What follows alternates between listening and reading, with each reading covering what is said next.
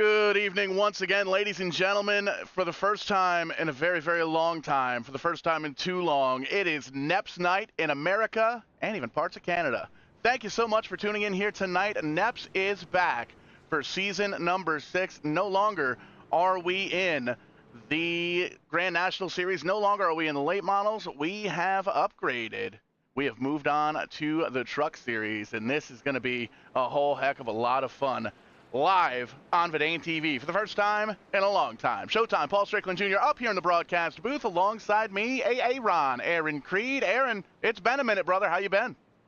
It sure has been a minute. Been doing all right, winding down the real racing season just like everyone is. And we got 17 trucks, almost said cars, in each of these Daytona duels that will set the lineup for next week's season opener. So I think we should just get on with it and take a look at the starting lineup. 100% going to take a look here at the grid for heat number 1. New look, new feel here at VidaneTV this season. There you can see the front row going to be a very quick pair of Ryans. Ryan Messer on the pole, Ryan Libby on his outside. Yeah, no surprises there out in the front row. Then we got Reggie Parent in third and a newcomer to the series, Eric Kern in fourth with a great qualifying run.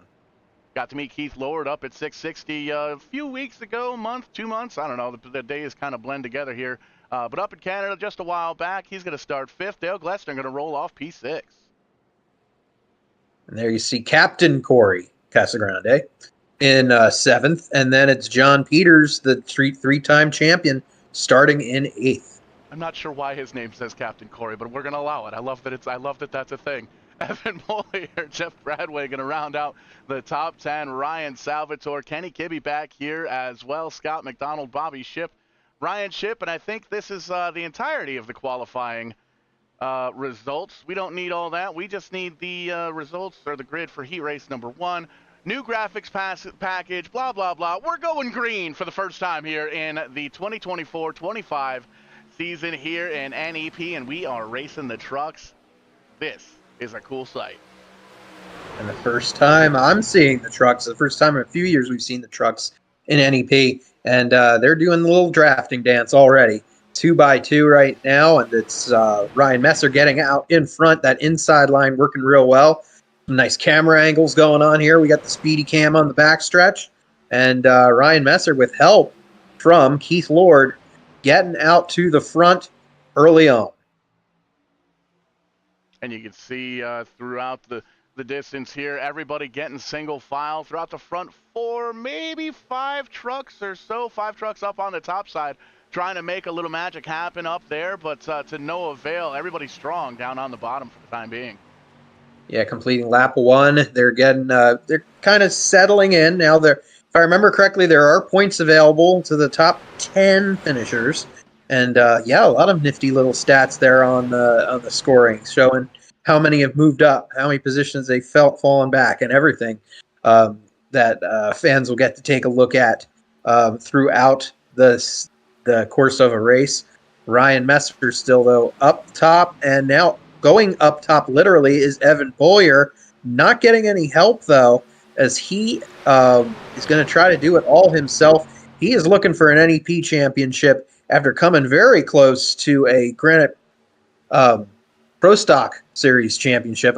Granite State Pro Stock Series. I got to get that right next time I name it off. But he's finished a close second in the points there, and he's going to look for his first NEP title. He is always one that can be out there gunning for the win in almost every race. And there's another New Englander, Dan Winter, right behind him in the window world. I had a chance to meet him at Lee USA Speedway way back in May. Yeah, really cool to see all the different paint schemes, the real racing paint schemes kind of transformed onto the trucks. And like you've said, and we talked a little bit off the air and over the past couple of weeks, you and I have done some traveling, and it's been kind of neat to really, well, it's been really neat, I should say, to be able to kind of meet up with some of the folks that we've seen on VidaneTV. Ooh, big move there down on the bottom side. Still 3 trucks on the top side, but you can see that's going to be the 62 truck down on the bottom side. And it's been neat to really be able to put together all the different stories throughout the sim racing and the real racing world. And we always say it here on VidaneTV, we'd like to bridge that gap. We like to be able to have these real racing paint schemes kind of on the trucks here, and It is going to take us just a little bit of getting used to. Here at HQ, we're working with some different tools here. So I'm pushing most of the right buttons, I guess I should say. And it's going to take a little bit of getting used to a lot of the paint schemes here. But you can see a lot of the same colors throughout the field. There's the RSAL TV number 12 of Ryan Salvatore just outside the top 5 looking in. And everybody kind of single file down on the bottom side for the time being. But Bollier's still strong up on the top. Yeah, but look up front now. We got Keith Lord out front ahead of Brian Messer now. And Lord's probably done the most traveling of any of these guys throughout this season, doing his spotting gigs. Like you said, you saw him up at Speedway 660. He's been out west. He's been down south. He's been everywhere out west, spotting for late models and also in the NASCAR ranks. Yeah, and it's crazy to see that all the traveling that I've been doing over the past year and a half, doing the short track racing TV stuff and with all the different speed sport affiliates, it's crazy to see how many of the names pop up at multiple racetracks, which is really cool to see, and it really shows that there's a lot of racing knowledge that kind of goes in to this sim racing deal here, and it's cool to be able to kind of ask those folks, whether they're at the real racetrack or standing in line at the snack shack, you catch them wearing an iRacing shirt, or every once in a while you'll get someone that recognizes the VidaneTV logo, and you can sit down and start asking the questions. What are the similarities? What are the differences between sim racing and real racing? It could almost turn into a conversation for hours. Yeah, and I got to get one of those VidaneTV shirts so then I can get recognized a little bit. And I know you've got a lot going on with that as well, as we see the field kind of going single file. Almost. I thought we were about to, but now we got Scott McDonald pushing Keith Lord there, and there's our Sal, Ryan Salvatore, his home race here at Daytona International Speedway, and another one I had a chance to meet back in February during Speed Weeks. Yeah, I got to return this December for Kart Week to Daytona, which is very cool. I don't believe I met any sim racers down there last year, but it was awesome to see just the different racing talents there for go-karts at Daytona. There's a neat little trick there that we have. You saw it flash up on the purple there on the top of your screen. Reggie Perrin, the new fastest lap of the race, 48.102, or 182, I should say, which is really neat. Another new trick and tool that we have up our sleeve here at VidaneTV. And Aaron, the cool thing about that little logo that pops up, whenever we get a new fast lap of the race, I can change it to whatever color I want to. So someone out there, if you want to get your brand out there, you want to help us out and do a little marketing sponsorship, we could potentially change that fastest lap to that warning or that little pop-up there. We may very well get it again with as big as these guys are drafting right here, but we could switch that over to your company or your group logo and call it the such and such fastest lap award. And not quite that time, a little bit slower that time by, but lots of different trinkets throughout the broadcast here tonight that we're testing out. One by one, kind of two by two. We don't really want to overwhelm the system, and I don't want to overwhelm myself, as I often do here at VidaneTV HQ, but just kind of glimpses into the future and where we're heading with this whole broadcast deal. Yeah, always looking for supporters, I'm sure. And yeah, that'll be interesting to see. Like, Daytona's one of those things where it's very evenly matched because of the restrictor plates.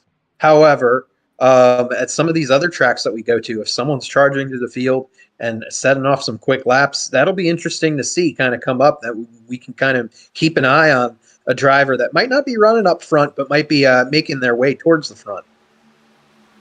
There you can see the top five drivers battling for that first position. Ryan Messer leading a bunch of laps here today. It was actually cool to meet Ryan Messer up again at 660 this past summertime. However brief, got a little fist bump out of him while I was running the wireless camera, which was very, very cool. Got to see him team up with Ben Rhodes as he ran the team car to the one car up there. Very, very cool, and great folks up in Canada. Got to give those guys a shout out, and shout out to Brent Roy as well for all the hospitality and the good time and the good recommendations on food. Yeah, and I had my chance when I was up in Nova Scotia, and some very good food from our friend, recommended by our friend Tim Terry as well. And but Ryan Messer, yeah, he's one of them that I had a chance to meet as well over the summer, and it was also brief because I think they were changing out a clutch or something like that on their race car. So things are a bit busy there for the one team And but right now, I wonder if Ben Rhodes gave him any advice on how to handle these trucks. I don't know if Ryan really needs it because he's an accomplished iRacer as it is. I know he races in a couple other leagues that you're familiar with as well, and has done really well. As you see, him and Dan Winter and Evan Boyer currently breaking away a little bit as we're going to soon head into the second half of this race. Indeed, we are, and you can see everybody getting about single file right now. And we did get a little bit of a heads up, but we're not sure how accurate the information was. We got the pit window here was about 11 to 13 laps, so almost halfway. A little bit smaller gas tanks here to get everybody essentially down pit road and make sure that we're able to get everything worked out with these trucks and make sure everybody's used to the pitting sequence. Once again, you can see a couple of drivers getting down, kind of almost peeking below that double yellow down the back straightaway. A lot of times you'll be able to hear in the driver chat, the voice chat, that these drivers will key up and let everybody know that they're pitting. We don't have access to that now for good reason, because a lot of drivers like to slip up and swear every now and again. We're trying not to do that here on VidaneTV as we entertain the masses. And you can see one truck breaking down. Just kidding, going to come back up, and everybody's going to stay back out there as we cross the stripe and get ready for lap number 13. I honestly thought that they might be some takers there, but I think they're trying to get past halfway, so then they only have to stop once. But yeah, it did kind of seem like they were in formation there on the backstretch for a little bit. But they're all kind of riding around right now. Very clean race so far. I don't know if I'm going to jinx that, but I think it was Daytona last year when after the duels. I think we had a couple mix-ups in duels, but then when we went to the main event, I think didn't we go caution free right up until the checkered flag, and that's when they all went haywire. Haywire is a good term for it, for sure. You can see the front three still broken away here, still pretty much single file throughout the field. And yeah, green to checkered for most of it, and then you see that checkered flag, and it kind of throws everybody off. Here we go. A couple of trucks coming down pit road. Oh, no, Reggie Parent in the 17 car pointed in the wrong direction on pit road. It looks like we are, in fact, going to stay green. That is a tough break, though, for that 17 truck. I think that was actually the 17 of Keith Lord, who was leader earlier in the race. So I don't know what's that's gonna do here. We're gonna see who gets out first. It looks like we might have had a couple takers that only took on maybe fuel and 2 tires, I guess. Ryan Messer comes out and in first, just like he did before, and everyone else except one particular car are making their way back out on the racetrack. There's the other 17, Reggie Parent. He's going to come in this time by. Hopefully, he doesn't have the same fate as the other number 17. But it looks like that Ford F-150 is going to make it on pit road safely with Arsal on his truck lid. Or deck lid. That's what it is. Yeah. Tonneau cover? Maybe? I was gonna say tail, but that's not the proper term for these trucks. Yeah, it's going to take us almost the entire season to figure out what exactly kind of vehicle we're in here. But in any sense, entertained to the max. Looks like a couple of quick stops there. Arsal TV getting away from everybody here. That may be a curse. That may be a blessing. It depends on where that other pack is coming on up here, as they're going to be up to full song as they came down pit road last time by. So they had, you can see, a big stream of trucks that come off pit road there. I think Arsal may have come off with just fuel only. Yeah, that might have been the case. I mean, he wasn't too far out front of Reggie Parent there. So, yeah, I mean, once we get to the next time back around, they're all going to be bunched up again. They're gonna suck up with the air, the way it all works here with the drafting at Daytona. And here comes a couple. There's Ryan Messer in the one, making his way past Regan Parent, and on his tail.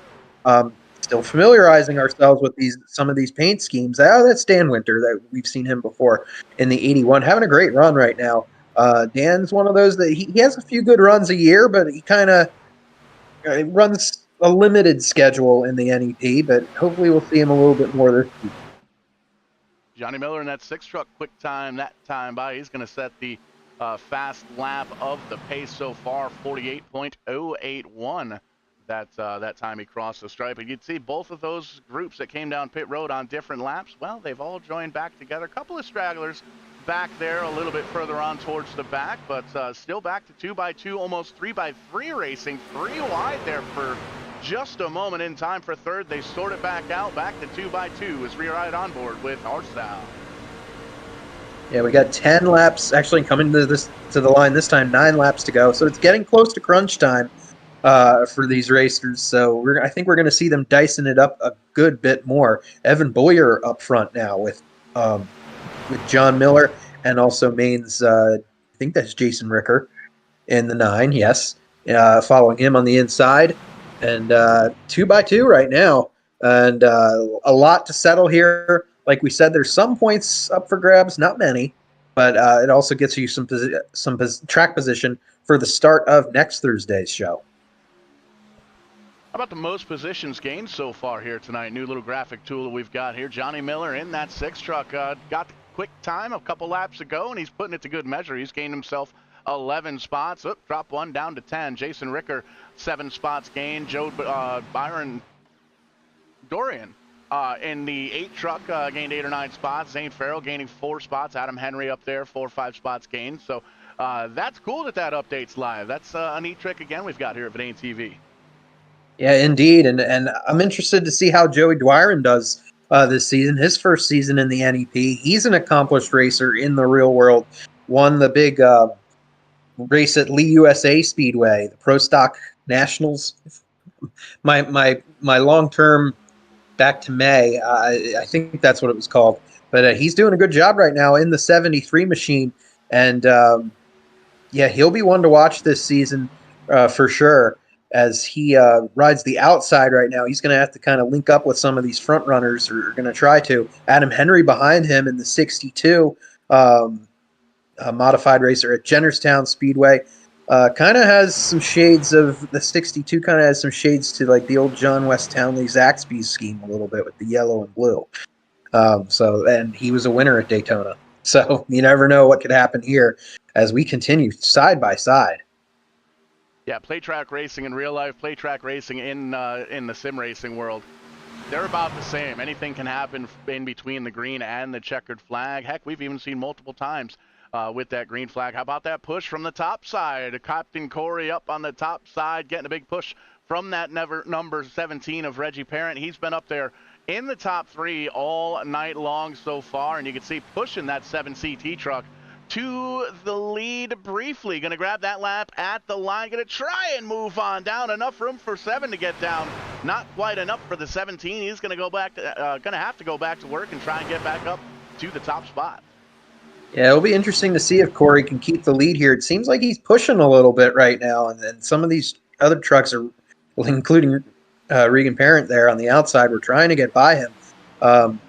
So Corey's going to actually slip back here, and I think we should start calling him QVC Corey, because that's what that truck looks like.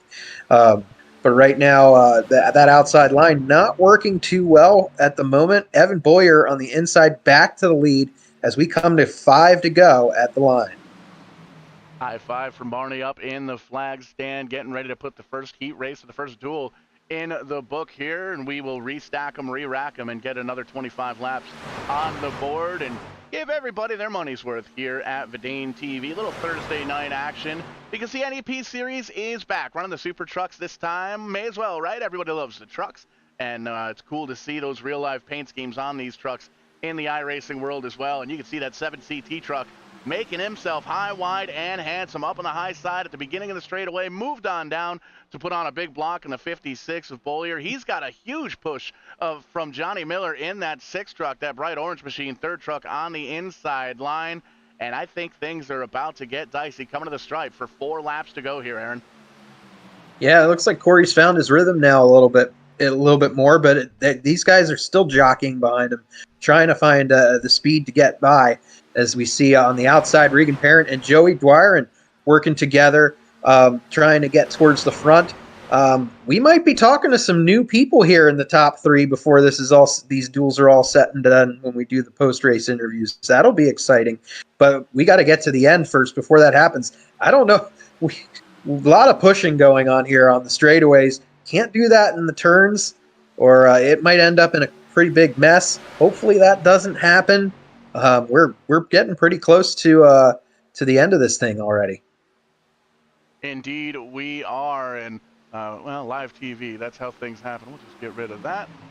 And you can see 3 wide for the lead as Boyer down in the middle side, middle of the racetrack. Connection issues, it looks like, for Corey Casagrande. Holds on back to it. That might have had a little bit of why we were 3 wide at the point. Yellow truck up to the outside wall. We're getting down to the nitty-gritty here, and you can almost tell these guys they're starting to smell that checkered flag, and they want to take home that first win of the season. Yeah, Adam Henry certainly had a moment right there. And we're going to be coming next time by to 2 to go. And it's and there we go. Oh, Regan Parent into the wall. And I was going to say everyone saves it. Dwyer, and I think, went around. And here we go. We got a couple involved. Brandon Uhouse, we haven't talked about him. He was hanging back there to stay out of trouble. And guess what? He got in trouble. Indeed, he did. That's going to give us the first opportunity here to look at the Uhouse Racing Designs instant replay, and that's going to be the first of, I don't want to say many, but the first of potentially many here in Season 6 at NEP, and especially with these new trucks. It's going to be, it might take a little bit of time for these guys to kind of get used to these trucks here, but here you see it, taking a peek at that instant replay. Lined up 2 by 2, everybody getting on through. It's going to take a look at the high side here. That light blue truck. Oh, front leader up into the outside wall is where it was. Then we're 2, 3, 4 wide and just nowhere to go. Everybody trying to hold on to their position there, but man, it's always tough to do that when you're 2, 3 wide, especially at speed here at Daytona.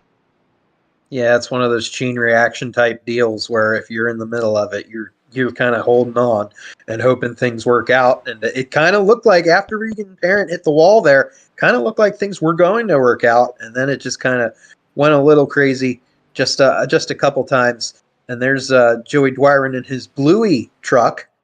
that's interesting. And I don't know much about Bluey. Paul, I don't think you have kids either, so I don't think you might not be as familiar, but I think that's some kind of children's show, isn't it? Indeed it is, and it looks like the Bluey truck has gone for Bluey. For Bluey. There's a word play in there somewhere. First race back, we'll figure it out. But yeah, tough break for the number 73 truck. Going to try and see what they can do down on pit road with that machine, but it's going to take a little bit of fixing on that one. Back up front, though, Corey Casagrande holding on to the lead, and we did have a couple of drivers come down pit road here and take some tires, take a little bit of gasoline, maybe knock off some of the damage here, and getting ready to restack, re-rack, and get ourselves a little green-white checkered action to start the season. Yeah, definitely. It looked like we had a few drivers that decided to stay out, so that's going to be a gamble, though, because they pitted on around lap 12 or 13, and now we're going to be going into overtime in the duels. So now they're going to have to stay out and hope that that they end up make it in on fuel. So Corey Casagrande doing that gamble. Zane Farrell, we haven't talked much about him, but he's now up to second. And the lights still on top of the iRacing pace truck as everybody rejoins the tail end of the field. A couple of laps to go in the first race of the season, and it's been cool to see kind of everybody out, different racing behaviors kind of throughout the Northeast, all up and down the East Coast, really, up in Canada as well. Everybody coming back to kind of home plate, as it were, here on VidaneTV, and kind of picking up right where we left off to close out the championship season last year here with NEP. Action still very intense, just a little bit bigger of a racing service, and well, I guess we got a little bit bigger of a vehicle. Yeah, we got the pace truck out there. I know in our preseason race we still had the pace car pacing the field, but today we've got that big old pickup truck pacing the field. So it kind of fitting for the beginning of the truck series for season 6. So the light's still on. So we're going to go around here another time from the looks of it. And then I think we're going to double up when we cross the line here and go for our last green-white checker. And gives us a bit of an opportunity. You hit on the merchandise earlier on in the show here this evening, and we've got some cool news that we're still kind of working on the final details of, but we do have ourselves a new merchandise provider up in Canada. Conway Custom is going to be helping us out, as well as Wingnut Productions. And we're going to have the whole catalog of T-shirts. We're going to offer custom shirts for sim racing, real racing, wrestling, whatever you need them for. We got the hookup. We'll absolutely get that taken care of for as well. But getting ready to re-rack, restack once again, 2x2 all the way through. Lights are off on that iRacing pace truck as we're getting ready to, well, we're getting ready to go down the back straightaway. So we got a couple more minutes to talk about that real racing stuff. And man, Aaron, it's been neat. You and I have got to meet up in a couple of racetracks, met a bunch of these guys, and got some more tracks to kind of close out the season here as well, because it's that fun time of year where real racing and sim racing kind of almost coexist at the same time. Yeah, I was thinking of coincide, but yeah, coexist is great too. But yeah, Corey Casagrande, I got to see him race at Lee USA as well. And so we're going to get ready to go green, though, here, coming through these last couple turns. And can Corey Casagrande, can Zane Farrell, can they hold on out front? Some of them came back in the pit and top off their fuel tanks. It's going to be interesting here to see what happens. When we go back to green, we're going to have a green-white checker, if I remember correctly. And I believe we have multiple attempts at that, too. So there very well could be multiple attempts. But we'll see if they can keep it clean here as the green flag is in the hand of Barney. He hasn't waved it yet, but he's getting ready to. Green flag flies. How cool is that camera shot? Whip shot cams, or whiplash cams rather, hooking us up with a new camera package here for the 2024-25 season as well. We're going to get linked up and graphic up with those guys. Andrew Cardinale the fourth does some fantastic camera work in real life and sim racing here as well. But how about these guys getting hooked up front? This might spell trouble for the rest of the field. Oh. Corey Casagrande holding on to the lead. Zane Farrell down on the bottom side pushing him, and a big push from Miller into the 12. They got a little bit squirrely up into the outside wall. Yeah, there was certainly almost trouble there on the outside. And Zane Farrell pushing his good buddy Corey Casagrande out front. Ryan Messer's fine, looking for some kind of way to get around them. It looks like he's going to peek to the outside. We're going to come down here and see what they can do. Coming into the tri-oval. And it's Corey Casagrande up front. For now. And we still have a lap to go. There it is, final lap. And Ryan Messer, though, on the outside now, has that momentum going. Can Arcel, John Miller, Evan Bollier, can they help him by those front runners on the inside? They're getting really close together, maybe doing a little side drafting now down the backstretch. Trucks and iRacing, sim racing as a whole at super speedways, it turns into a team sport even though it's not. It's top versus bottom, and that's what the mindset turns into as these drivers thunder into 3 and 4 for the final time in this first 25 lapper. Ended up being about a 28 lapper with that green-white checkered, but the push is going to be down on the bottom side. There you see the checkered flag waving. It's going to be Corey Casagrande at the line. Wow, that was a close one. Let's see what that, it'll be interesting to see what that final margin of victory was. Looks like everyone makes it out unscathed. They can bring out their trucks for next week now. And right before we were done there, Brian Shipp ran pretty fast lap, apparently. So this sets the inside part of the row for next week's event. And Corey Casagrande is going to have the pole and a little extracurricular fun there on the backstretch after the race. That's one of the fun things with the sim racing deal is you can do that and you can just hit the reset button and you don't have to worry about it for the next race. But we're going to after the checkered flag. Yes, exactly. After the checkered flag as well. We're going to re-rack, restack once again, and a handful of drivers. There's a lot of trucks here at Daytona. We had 17 trucks in that last field. We got about 17 more getting ready to line them up here. 16 to be exact. And as I figure out which buttons to push here, I'm going to let you take us through the starting lineup, if you wouldn't mind.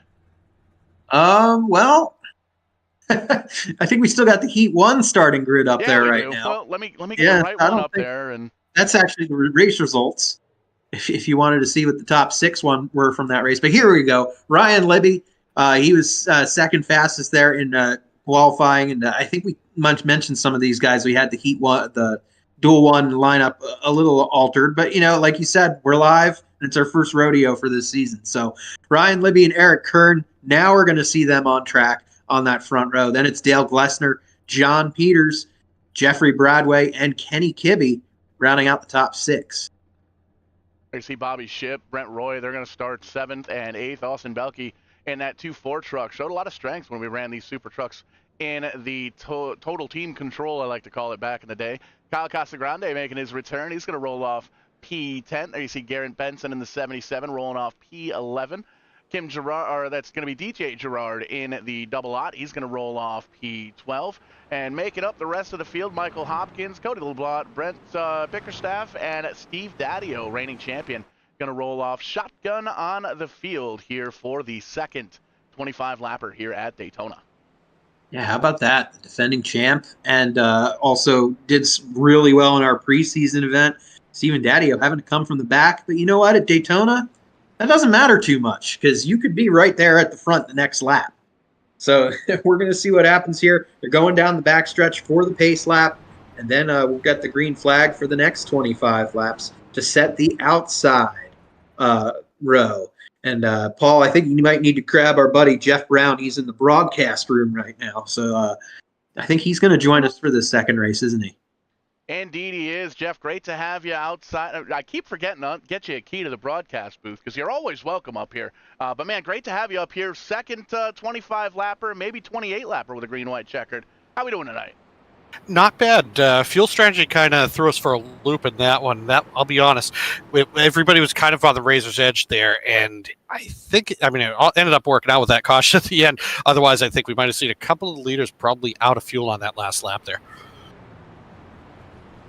I'm still catching my breath anyhow. Me too, and I'm sitting in the booth.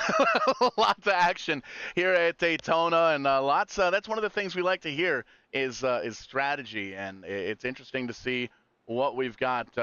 And one of the things we kind of talked about, me, Aaron, and I up here in the broadcast booth. Well, we'll put a pin in that because that pace truck's going to dip off to the safety of Pace Road. Easy enough for me to say, and we're going to go green once again. Here at Daytona, green flag flying. There's Barney in the flag stand, letting them know it's time to go. Green flag at Daytona.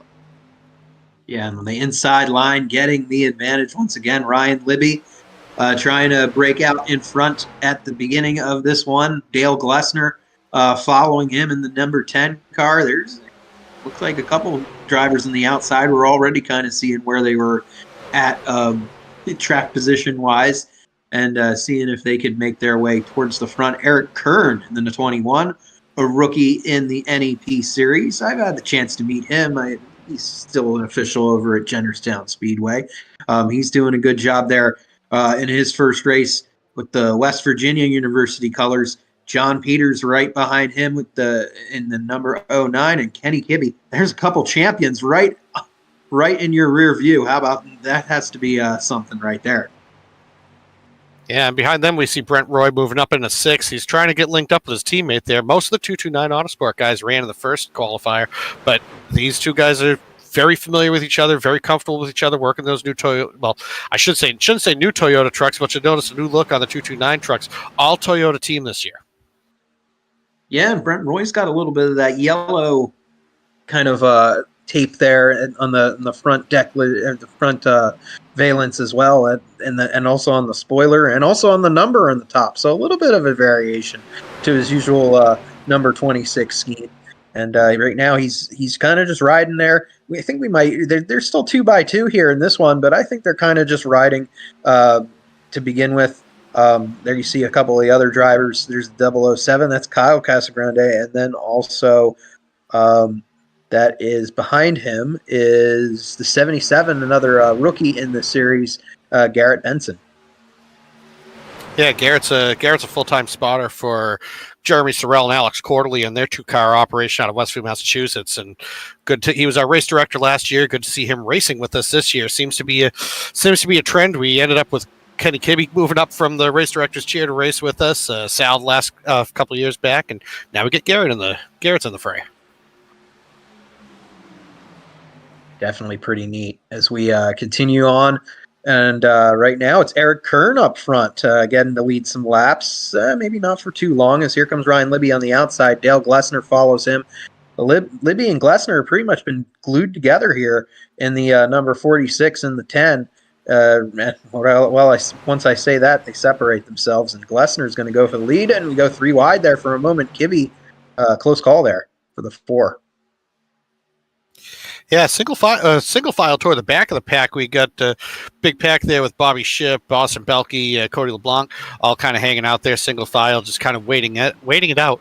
Has the same look to the first feature. We, these qualifying races, usually you get one wreck fest and one that's a little more clean after everybody sees what could happen. But the first race actually ran pretty clean, so it looks like we're probably in line for the same tonight. Belke's one of those that we kind of seem to see kind of hang back there in these restrictor plate races, and then he's in the hunt when it comes down to towards the end. And I actually like that number 24. That it has just a very old school look to it. That truck livery, if you want to call it. But right now we ride with Kenny Kibbe though, and his fellow Michigan driver, as he follows Eric Kern in on the outside line still. And once again, they're all kind of tucking under each other, kind of riding a little bit. And before it's time to really get going, we're clean and green, though, after 5 laps. Yeah, everybody's trying to sort it out right now because you're probably watching, as much as you're watching the bumper of the truck in front of you, you're watching the fuel gauge. You know you've got to pit about lap 12, lap 13. You've got to try to stretch it the rest of the way, and it's almost a perfect halfway split. But if you wait to pit, you're going to pit with everybody else. So everybody's kind of stuck on the same strategy. It makes for a little bit of a mess on pit road unless we see an early caution here. And also, like we saw in the last race, if you go on if you pit on that first lap when everyone comes in and then get a late caution, well, we had that green-white checker that kind of, like you said, kind of threw everyone for a wrench. So right now, though, it's kind of business as usual on the inside line here. Ryan Libby, Dale Glessner, John Peters, Brent Roy, all names very familiar with NEP fans year after year, kind of just doing their thing right now as we have some newcomers on the outside with help from Kenny Kibbe. There's Eric Kern still holding his own there on the outside. I'm impressed with him so far. Yeah, drafting racing does bring out a certain crowd. It brings out the best. It brings out some opportunities that you don't get through the rest of the season. So it's nice to see everybody out there having fun on the high banks. We'll see if they can make it work to the end. You definitely see that first 5 is almost forming a little bit of a breakaway. There's a little bit of a kind of a breakup there behind them on the high line. But first race we found the high line just couldn't form up. Just couldn't even at the end of that first stool, we just couldn't get the outside line to move.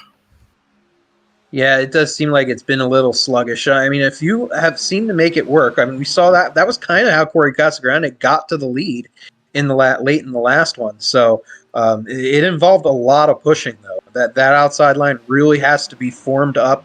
You have to have a good 5 or 6 cars to really push your way up to the front, it seems. But like we've said, Eric Kern, he's been on that outside this entire race, and he's held his own. Now he doesn't have as much help, so we're going to see what happens here. Kenny Kibbe's moved into the inside line, and it looks like he's going to kind of march his way through the field. Yeah, that outside line's completely broken up at this point. Those guys are hanging on for dear life. I'd say they're going to try to either file in if somebody will let them in line, which seems doubtful, or they'll have to hope that somebody comes up. It looks like we got DJ Gerard going up high. He's going to kind of become the meat in that sandwich between Eric and between Kyle Casagrande and the 007, trying to see if they can link up together. And how about that out front? Ryan Libby's got some sponsorship this season. I think that was Chalu Performance on the front of that car. On the 46, our good buddy Charles Lewandowski that's run with the series in years past, and Ryan's giving them a good run right now, giving them some TV time, as you would say. As right now he's out front with Dale Glessner. He's had some good runs in a modified out at Jennerstown Speedway. Him and his brother Doug, they do a great job out there at Jennerstown. Dale does a great job here in the iRacing League as well. I don't know if we've seen him break through for that first win just yet. I'm trying to remember, but I know he's come close several times. Speaking of coming close, we saw Cody LeBlanc kind of got high off 4 there. That that whole pack kind of breaks up. There's not really a lot of aero between that whole pack. Surprised to see Steven Daddio running so far back right now, but I think he's just biding his time. He's hooked up with Austin Belke right now. We'll see him go to the front, I'm sure, after the pit sequence. Yeah, Steven Daddio kind of being really quiet so far, and I guess that comes with kind of with starting in the back. Why not just hang in the back as long as you still have the front draft within reach? You can kind of hang back there in case there is trouble. Of course, things happen fast here at Daytona. We saw that happen in the multi-car wreck in the first duel, where Brandon Newhouse was kind of just hanging back there. We didn't even talk about him until that actual wreck happened, and he still got swept up into it. So you got to be on your toes here.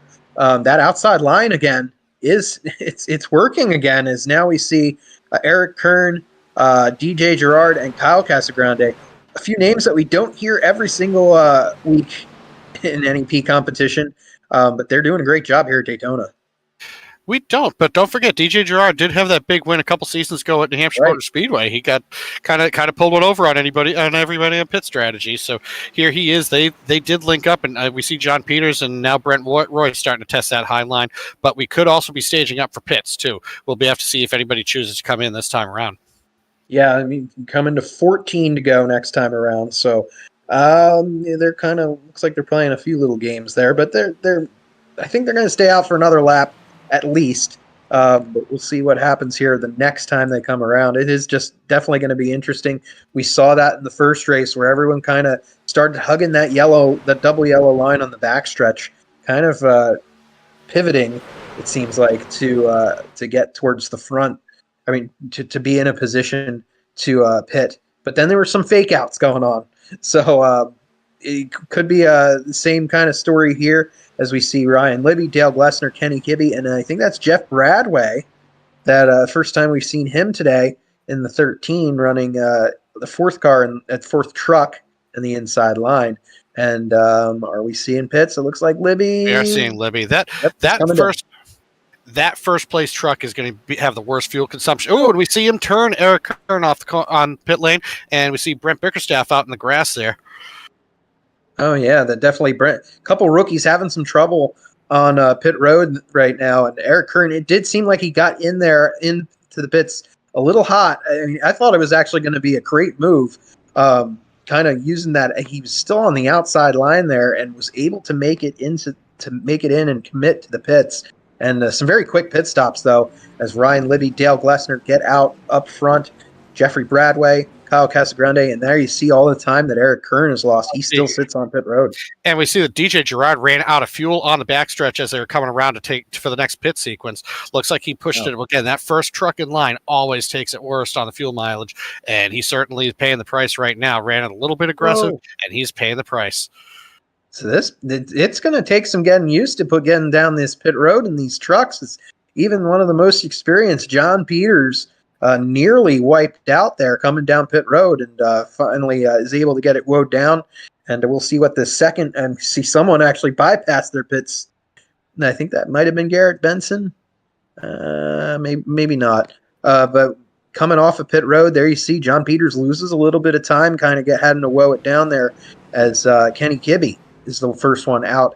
And we'll see if, look at this, Ryan Libby and Dale Glessner are already way ahead of these trucks coming back out onto the racetrack. Yeah, so, they are making up a lot of time on the track. Bradway in third, and they are just clearing all of those trucks on the inside there.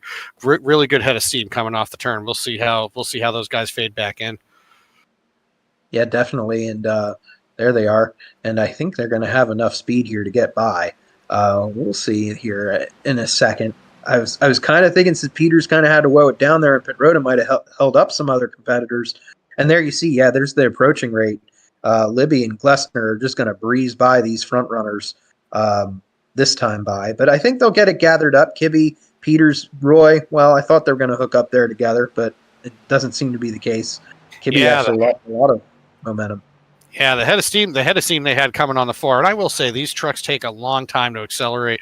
Even if you take minor damage, the truck's a parachute. So now we see now that they're up to full song. We've got the 09 and the 26 hooked up. They're testing the high side. They're trying to get a good run on the outside of the 46 and the 10, and they have it.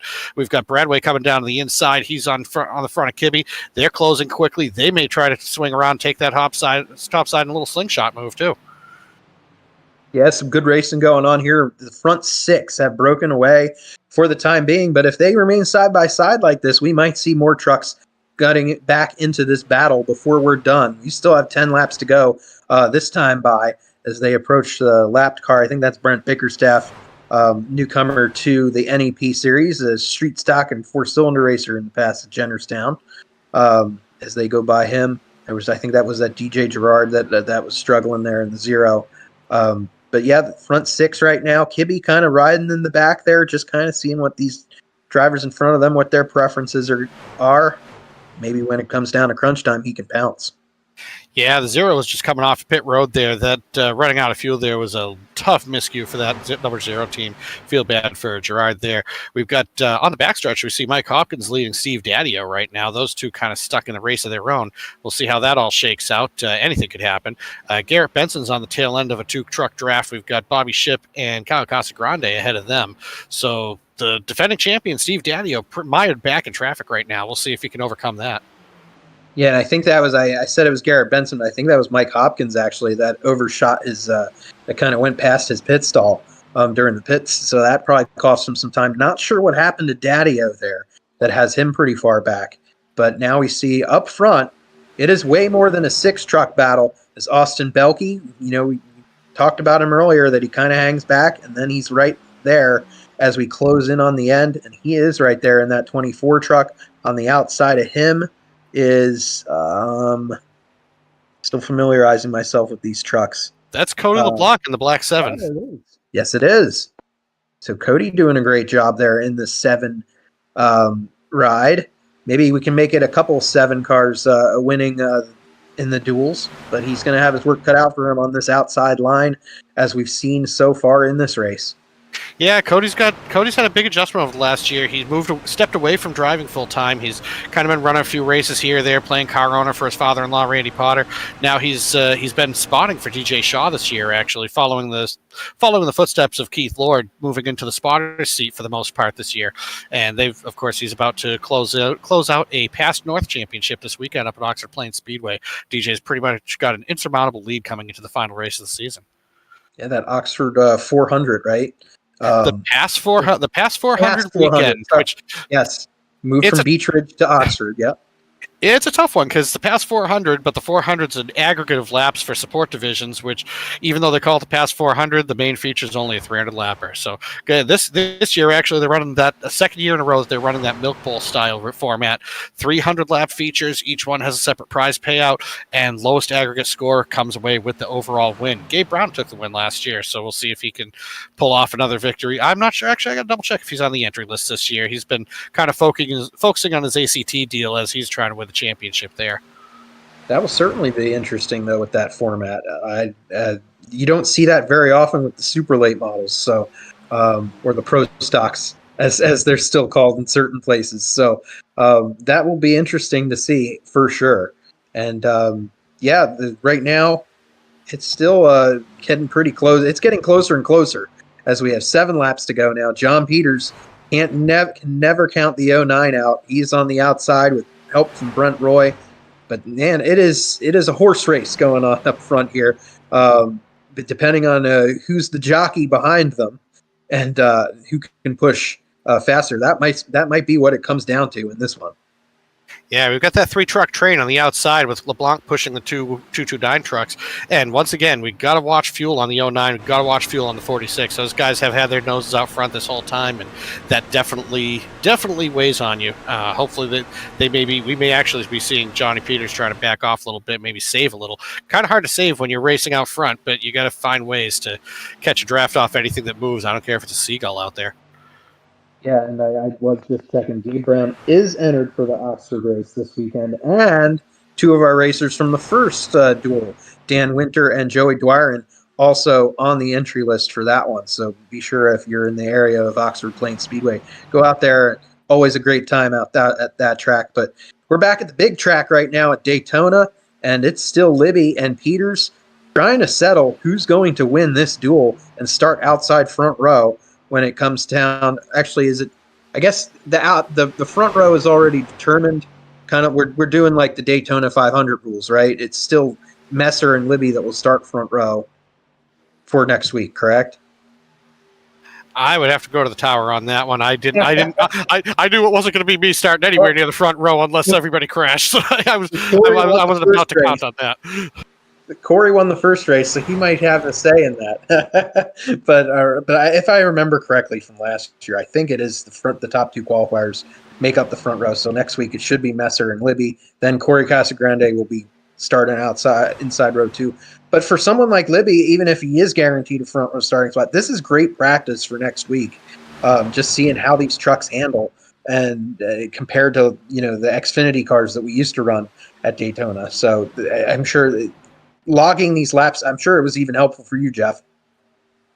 Yeah, don't forget we did run a 6-race mini season a couple of years ago. The NEP first actual debut of the NEP SuperTrucks, and everybody had a good time with that. And I think that's part of why we tried to bring the trucks back this year. Wanted to change things up a little bit, and on the short tracks especially, we really hadn't found the groove we were looking for with late model stock cars. Just up front, it was just too equal for everybody, and it kind of reduced everyone to the only way you're going to get by is to have to hit somebody, and that's not what our racers want. So we had to make a couple changes this season, try something a little bit different to liven it up, see if we can get that feel on the short tracks that we've all been looking for, something that we can actually drive. Yeah, let's come into less than 2.5 laps, coming to 2 to go. And the last time by, don't look now, but Austin Belke was the quickest. He's currently riding in about 7th, 8th spot. So I think any of these 9, maybe 10, if Eric Kern can catch this front pack. He did a good job kind of getting back up there. In that 21 ride, actually, he might be a lap down. Yes, Kern is indeed a lap down. Yeah, right now it's a 6 truck race out front, but we got to keep in mind that fuel mileage. They're going to be watching that for sure. Yeah, we've got this too. We got coming up to the white flag here. It is going to be close. Yeah, for sure. And we saw, like you said, DJ Gerard lost a lap earlier. I mean, because of running out of fuel. So Libby and Peters, they've been out front pretty much this entire second run. So that might be using up a good bit more fuel. And we're going to see what happens as we come back to the white flag as Peters nipped Libby at the line there. But we got trouble behind him. We have trouble. Roy going around. And yeah, Dale Glessner got into him a little bit there, and that whole pack got squirreled up a little bit. We're going to see a caution here, I'm sure, to draw the end of this race a little bit closer together. These guys might have another shot here. Might have to limp around. Yeah, we already took the white flag, so I don't know exactly. It doesn't seem like the yellow's being flown at the moment, so it might be between it's a drag race. It's a drag race. We've got Libby leading, a good advantage over John Peters and Jeffrey Bradway. They're going to try to close them down. We'll see if they can do anything off this final corner, but it looks like Bradway's off the apron. And Bradway, they're going to make contact. It looks like Libby's going to go to the line, and we'll see if anybody can dethrone Peters here for second place. Bradway's trying to make it up on him. Yeah, Libby's kind of slowing down there a little bit to the line, but Peters and Bradway, they do recover and finish second and third. Kenny Kibbe in fourth, and then I think it's Dale Glessner coming rounding out the top 5, maybe running 6th there. So that was a very interesting finish right there for sure. And Libby is out of fuel. Libby's out of fuel. Just made it he ran out in turn 4, made it just barely to the end. You'll see him on the apron there. There won't be any celebrations from Ryan Libby here inside the car, but I'm sure he'll be celebrating here momentarily, winning the second duel here. And a very interesting finish for sure to that one. And that was wow. Ryan Libby, probably the biggest margin of victory we'll ever see at Daytona, a 2.5 second victory almost over John Peters and Jeffrey Bradway. And momentarily, I think we're going to try to bring in the winners of the duels.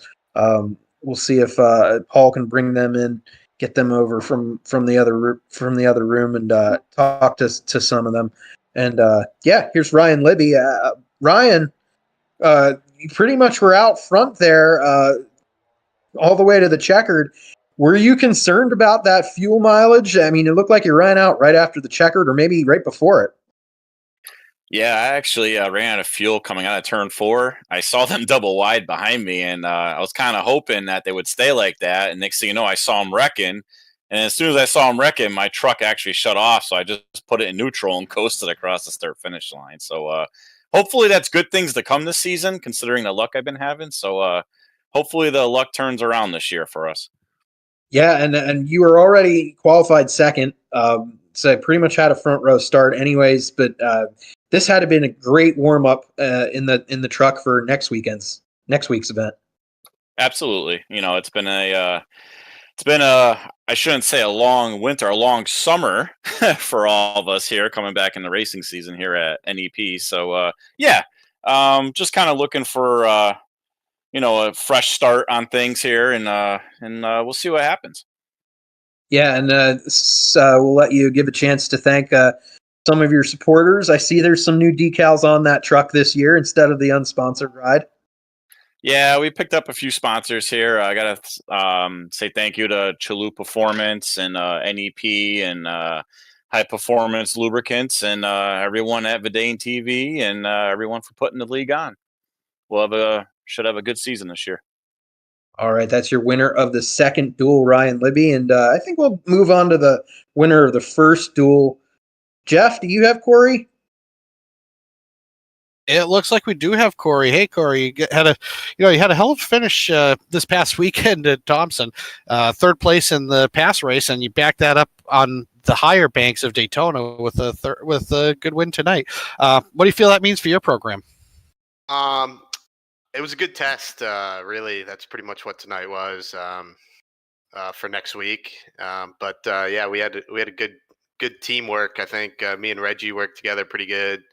Saved some fuel. Then we kind of controlled the race until that caution came out, and it is what it is. Luckily, we had enough fuel so we could stay up in the front lead pack. Me and Zane I told him just hit me as hard as you can, and whatever happens, and it came away. We did pretty good. Now, obviously, the trucks are a new wrinkle this season. We've moving away from the Xfinity and late model stock platforms. How would you say? Obviously, plate tracks are a lot different from the rest of the schedule. But how do you feel? How do you feel going into the rest of the season? We got a full season ahead in these trucks. What are your thoughts so far? Well, I think it's definitely going to be a little more interesting at super speedways because it's almost impossible to see in front of the truck in front of you. Like they're so big and bulky. If you're tucked up behind someone, you pretty much have to hope you're in the same Discord as the guy in front of you to relay what's going on if you're going to be pushing, because it's just really hard to see. I think it'll kind of bring the field a little bit closer at the intermediates and whatnot because there's a little less horsepower. You can kind of stay up on the wheel a little more. So it'll be interesting. I think it'll be a fun season. Good deal. And who do you have to thank for tonight? Obviously, it's you. And fortunately, Kat didn't unplug the router as happened to one of our races last year. Who do you have to thank for tonight's performance? Oh yeah, my Chalou teammate Ryan Bibby won earlier too, or after me. But Chalou, MSI, Wicked Power Sports, BB, Kat Haley Cheerleading, new sponsor this year. She's really pumped to be on board. So. I'm sure she is. Make sure you guys plug that pretty often. Thanks. Thanks, Corey. Aaron, you've got who do you got over in the booth there? Let's move over to the second place finisher from the second duel, John Peters. John, that was an interesting one there, right down to the wire. Yeah, I thought I was in position there. Brent and I were working together on strategy, and it kind of played it perfect. We had plenty of fuel, and we're at the front on the last lap, and did not make it out of the last lap. So that's a bit of a bummer, but we had fun and worked together well. So I'm okay with taking a P2 there and having a good starting spot for next Thursday. Yeah, and you'll be starting outside row 2. I'm sure that's something you're looking forward to. What do you think are your chances? You're pretty optimistic going into next week? Yeah, I hope so. I mean, who knows with plate tracks? It doesn't really seem to be too much of a trend one way or the other. I think Daytona and Talladega are a little bit different in how you have to approach those tracks. Daytona is a little bit harder to pass, so the starting position will definitely be helpful there, and we'll just try to get the strategy right and come out the last lap in one piece this time. Yep, and then just a chance to thank those that help you get here. Is the Airbnb on the race truck? No, maybe it should be, but not yet. Just appreciate you guys doing this, and everyone who tunes in. My mom for watching, my wife and my 2 dogs for letting me do it, and I'm looking forward to having some fun this season. All right, that's John Peters, second place finisher in the second duel, and I think we got one more in the room. Jeffrey Bradway, the third place finisher. Jeff or Paul, which one of you's with him? Looks like I'm with him right now, Jeffrey. Hey, you third place for you. You had last year's tough rookie season for you. Some flashes of brilliance and a few tough runs out there. How's tonight have you feeling? What are your thoughts on Daytona so far? Having a lot more confidence than normal. I felt like I wasn't getting pushed around as much as I was in my rookie year, so feeling pretty good that this year should go a lot smoother. Spent a lot of time in the off season practicing with the trucks for quite some time now. Good to hear you. How are you feeling with the trucks? You think we obviously kind of a big shift of platform this year for us, moving from the Xfinity cars, late model stocks. What are your thoughts so far with the truck overall? We've got obviously a test race at Darlington under our belts, and now we're here at Daytona. A lot of confidence, a lot more than I would have had last year. The trucks gave me a whole new boost. Like I said, spending a lot of time practicing with them gave me the confidence that I can actually feel like I can be competitive. And the truck, to me, is my, I guess to say a happy point where I feel comfortable with. Very cool. Obviously we don't all get to the track alone. Who makes it possible for you to race tonight? Who do you have to thank tonight? I gotta thank Tilcon Connecticut and Wicked Power Sports for helping me out here and keeping me rolling. Awesome. Thanks. Good. Great run, Jeffrey. Thank you. Aaron, have we found Paul? He kind of got silent over the last few minutes there. I might be monopolizing the mic a little bit. You guys are doing such a good job in the booth. I went over, I grabbed a snack. We hooked up some Hot Pockets in the air fryer here in the booth. It's a solid show. Guys definitely did awesome in that second 25 lapper and crazy finish, crazy action here at Daytona. And that's just to kick things off. That's just a taste of what's to come next week. And we're really excited for it. There you can see the results for the second feature here this evening. Going to be able to catch that video on demand over on the YouTube page, youtube.com/VidaneTV/live. Be sure to keep an eye out on social media. We got a lot of stuff going on here in the coming weeks, the coming months, and the coming calendar year as well. And be sure to shoot on over to www.VidaneTV for all your news and racing action and potentially merchandise here in the future. You might be able to get a little sneak peek at that over there as well. But for everybody here with the NEP SuperTrucks series, everybody here at VidaneTV, thank you so much for tuning in here on a Thursday night. We will catch you on the flip side. And when we do, we are going to be doing it live.